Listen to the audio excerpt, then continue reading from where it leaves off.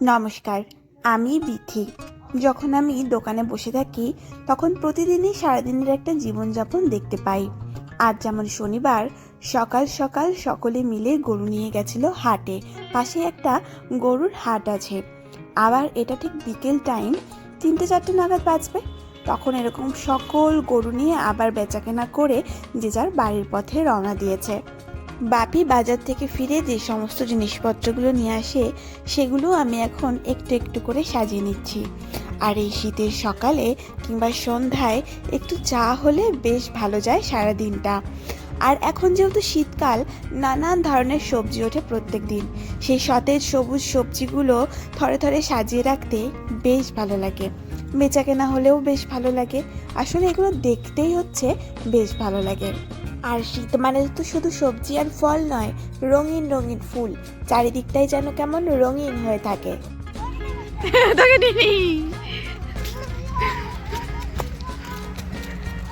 মাঠে কুড়িয়েছিস? বাহ!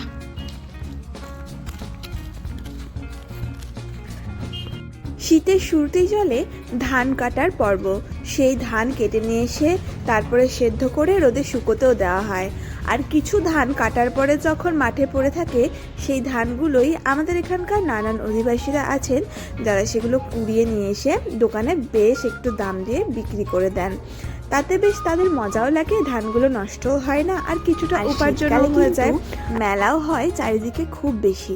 আমরাই তেমন কিছু মেলাতে ঘুরে বেড়াই। যেমন পৌষ মেলা, জয়দেব মেলা তো থাকেই, তার সঙ্গে থাকে আরও বেশ কিছু ছোট্ট ছোট্ট মেলা। আজকের ব্লগটি প্রধানত কালী পুজোর রাত এবং শিবরাত্রির রাতের। সকালবেলায় আমি পুজো দিয়ে নিয়েছি, তারপরে একটু বেরিয়েছিলাম বাড়ির বাইরে। যখনই বাড়ির বাইরে বেরিয়েছি তখনই দেখতে পাচ্ছি, যেহেতু পাতা ঝরার মরশুম, বনে এখন শুকনো পাতার ছড়াছড়ি। তাই সবাই জ্বালানি সঞ্চয়ের জন্য সেই শুকনো পাতাগুলোকে ঝাড় দিয়ে বস্তা বোঝাই করে নিয়ে যাচ্ছে। আর এটা ছিল কালী পুজোর রাত্রি, যে রাত্রিতে আমাদের চারিদিক আলোয় আলোকিত হয়ে যায়। আমরাও তেমনি সন্ধ্যাবেলাতে প্রদীপ মোমবাতি জ্বালিয়েছিলাম। তারপরে সামনের শিব মন্দিরেও বেশ কিছু প্রদীপ দিয়েছি। তারপরে আমাদের এখানে যে কালী পুজোটি হয় সেখানে প্রত্যেক বছরের মতন এই বছরও ভোগ দিয়ে এসেছিলাম। এরই ফাঁকে ফাঁকে আমরা নারকেলের মালাই দিয়ে টর্চ লাইট তৈরি করেছিলাম আর বেশ কিছু বাজি পুড়িয়েছিলাম। তারপরে শিব মন্দিরে পুজো করে রওনা দিয়েছিলাম কালী মায়ের মন্দিরের উদ্দেশ্যে।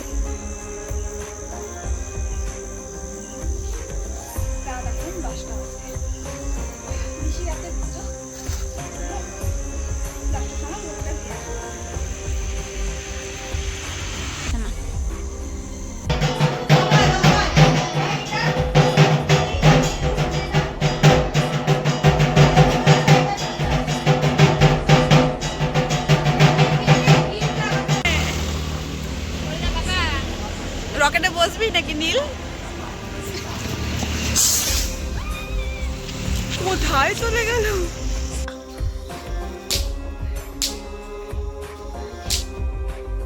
তুমি ফটো শুট করে নি।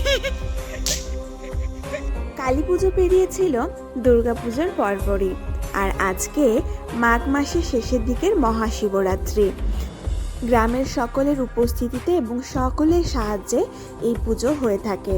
তাই আমাদেরও বেশ কিছু দায়িত্ব থাকে, যেমন মন্দির সাজানোর দায়িত্ব, যা যা পুজোর জোগাড় করতে হয় সেই সমস্ত জোগাড় করে দেওয়ার দায়িত্ব। এবারে লোক সংখ্যা ছিল আবারও খুব কম, তাই একা একা যতটুকু পারা গেছে সেভাবেই মন্দিরকে সজ্জায় সাজিয়ে তুলেছি। শিবরাত্রির যোগ বিকেল 5টা থেকেই এবার পড়েছিল, কিন্তু আমরা যারা গ্রামের ছেলেমেয়েরা আছি তারা শিবরাত্রি করি সারা রাত জেগে। কিন্তু যারা একটু দূর থেকে আসে তারা কিন্তু বিকেলবেলাতেই সবাই উপস্থিত হয়ে গেছিল। আর এই মাঝে মঙ্গল ঘটগুলো রেডি করে দিচ্ছিলাম। যেহেতু পুজো হতে এখনও অনেকটা দেরি, তাই ব্রাহ্মণও তখন এসে পৌঁছানি। কিন্তু আমার সমস্ত কিছু রেডি করতে করতেই এদিকে আরও অনেক মানুষের সমাগম হয়েছিল।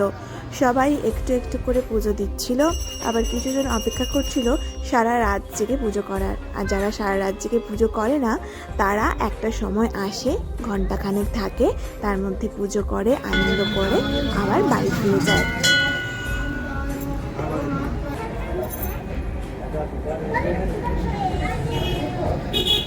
সন্ধেবেলায় আমি মন্দিরে ফুল দিয়ে সাজিয়ে যাওয়ার পরে একটু ব্রেক নিয়ে নিজেও সাজসজ্জা করে চলে এসেছি বাকি কাজগুলো কমপ্লিট করে দেওয়ার জন্য।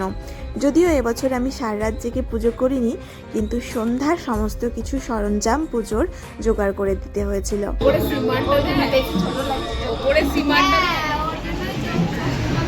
একদম এই মালাটা নাকি তুই দিয়েছিস? না রে ভাই, দেখা যাচ্ছে। ওরকম বলিস না, আমি ওরম ইয়ে তুলবো না।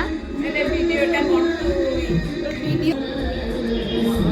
আমরা কি পুজো করছি সবাই। এই যে পুজো করলি না? আমি খেয়ে দে নিরামিষ খেয়ে দেবো। নিরামিষ ভোগী। কিন্তু দেখ, আমাকে এসে সন্ধ্যা থেকে সব কাজগুলো করতে হয়েছে, তোরা তো ছিলিস না। ঘট বসানো থেকে শুরু করে এই মন্দির সাজানো। আমাদের কি কাজ? আমরা এই সারা রাত পাহারা দেবো। আমরা সারা রাত বলো, তোমাকে দোকানে করে দিয়েছে, বলো ছিল না সব কনফিউজ।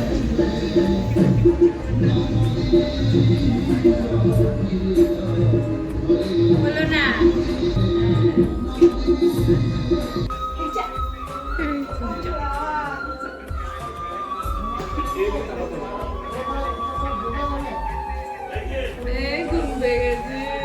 ভাই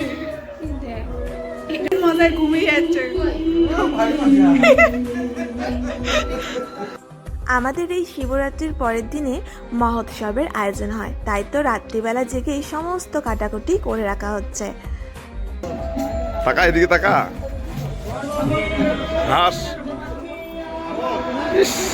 লজ্জাবতী লতা। সারা রাত জেগে মহাশিবরাত্রি করার পরেও আমাদের কিন্তু পরের দিনও মন্দিরে পুজো হয়, ব্রত কথা শুনতে হয়, তারপরে উপোস ভাঙতে হয়। আর এদিকে 12টার পর থেকে মহোৎসব দেওয়া শুরু হয়ে গেছে। ভীষণ আনন্দের সঙ্গে আমাদের দিনগুলো